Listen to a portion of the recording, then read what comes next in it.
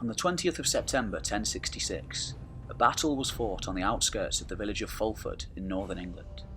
The English earls Edwin of Mercia and Morcar of Northumbria had hastily gathered their forces together, along with the local lords of the north, to mount a defence against this last great Viking invasion of England. These were no mere raiders.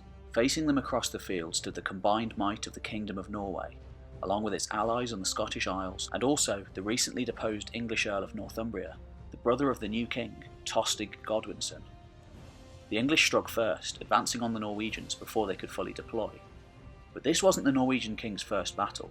He was Harald Hardrada, a famous Viking who had spent his entire lifetime adventuring and battling all over the known world. From modern-day Palestine to Italy to Russia to Ukraine, he had carved out a fortune from the blood of his enemies, and fought against far greater men than a pair of mere English earls.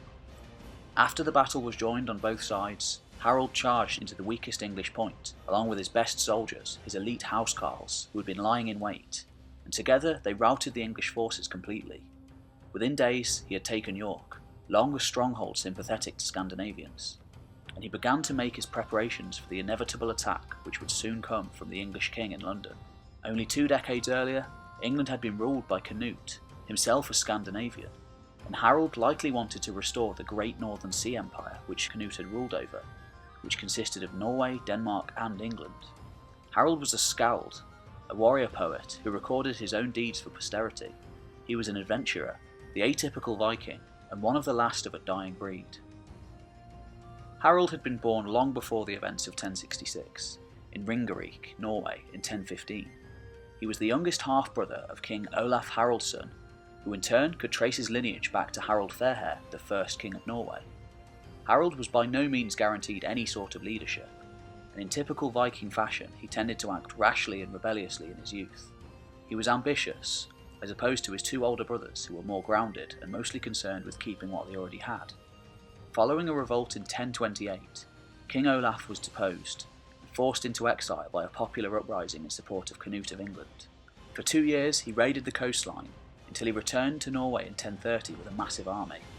What happened next is unclear, as Olaf may have simply died or been assassinated, but after he was sainted, later chroniclers claim that he died in a great last stand which was fought at Stiklestad on the 29th of July 1030. Harold, just 15 years old at the time, is said to have amassed a force of 600 men to support his half-brother in his fight to reclaim the throne. In the ensuing carnage, Olaf was killed, and Harold, now badly wounded, is said to have been evacuated by his followers to a remote farm in eastern Norway, where he recovered from his wounds. From there he travelled east to find his fortune across the mountains into Sweden, finally arriving a year later in the Scandinavian Slavic kingdom of the Kievan Rus, in the modern-day Ukraine. The Kingdom of the Rus had been established well over a century earlier by Scandinavian explorers and warriors who had carved themselves out one of the largest and most powerful states in Europe, and over time merged somewhat with the local Slavic population to create a truly unique culture. The Grand Prince Yaroslav the Wise, whose Swedish wife Ingegard was a distant relation of Harold's, and who had also been an ally of his late brother Olaf, welcomed him and his men with open arms. Yaroslav was in need of military leaders at the time, and immediately put the young eager warrior to work in his army. He took part in campaigns against the Poles in 1031, and likely against the nomadic Pechenegs in the eastern steppland. After a few years, however, Harold seems to have grown restless again, and he asked for permission to go south to the great city that the Vikings called Miklagard, by far one of the largest and most prosperous in the world at the time. We know the city by a different name, the capital of the Eastern Roman Byzantine Empire, Constantinople. By the time Harold arrived in Constantinople, like moths to a flame, Scandinavians had been attempting to gain access to the great city and access its untold riches for nearly 200 years. At first, led by the princes of the Kievan Rus, they had attempted invasion on numerous occasions, but conclusively failed to breach the impenetrable defences that they found. Within a few generations, however, as more and more Scandinavians became Christianised and more receptive to the Byzantines, they sought a different way into the city, and began to offer their services to the emperor, in return for payment of course.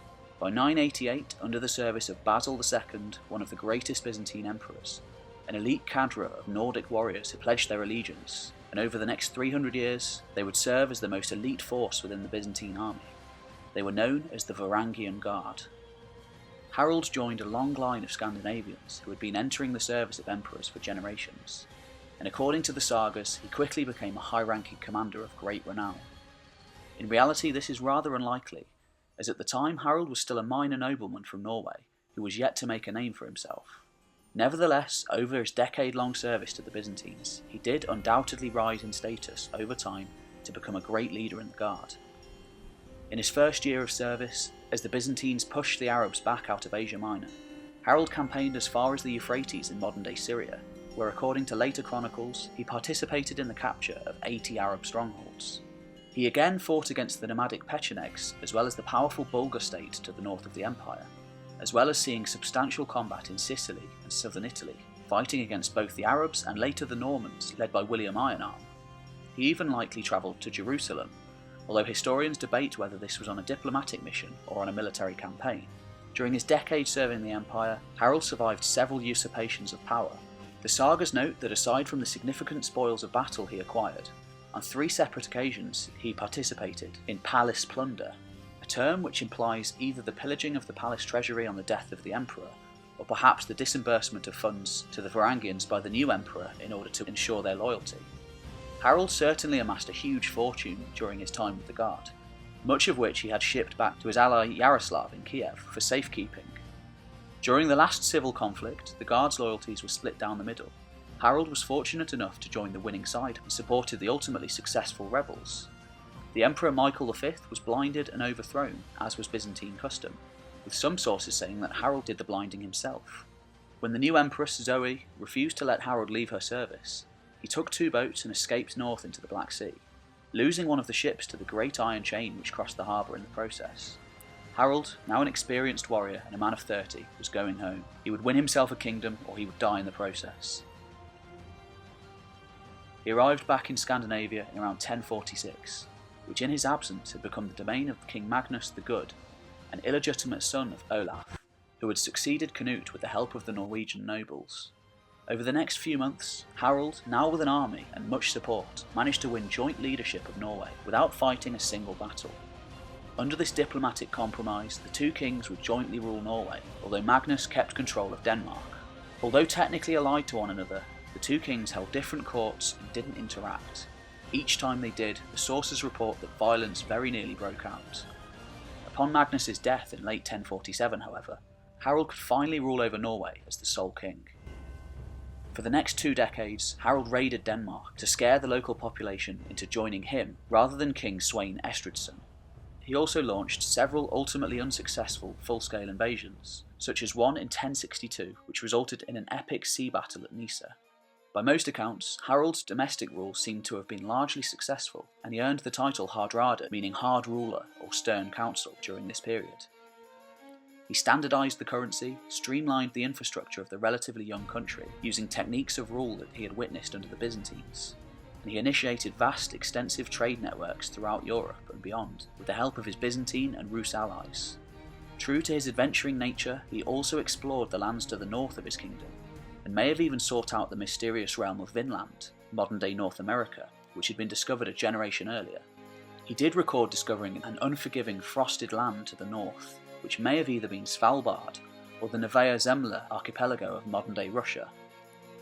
By 1066, after the death of the last eligible claimant to the House of Wessex, Edward the Confessor, Harold sought to take England for himself and reform the Northern Sea Empire, which Canute had very recently ruled over. The new English king, Harald Godwinson, an influential noble whose family had grown strong under Canute, was an illegitimate choice in Harold's eyes.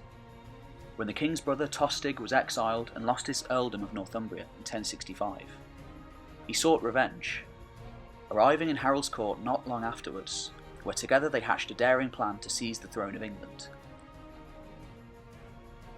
After extensive preparations, they landed on the coast of England in September 1066, with around 10 to 15,000 men and a fleet of some 300 ships. They enjoyed success at first, and after Fulford, his men were in high spirits. They could relax for a while, knowing that Harold's forces must surely be days away, if they were coming at all.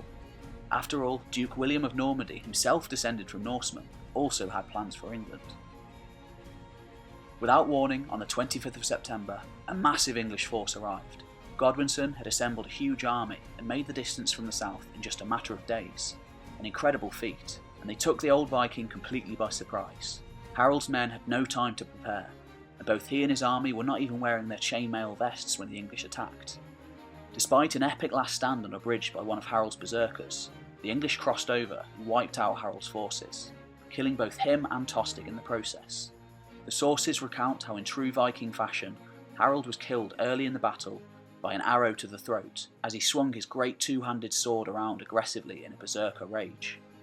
The last great Viking ruler was dead, and after well over 200 years of supremacy in the British Isles, never again would a Scandinavian army defeat an English one.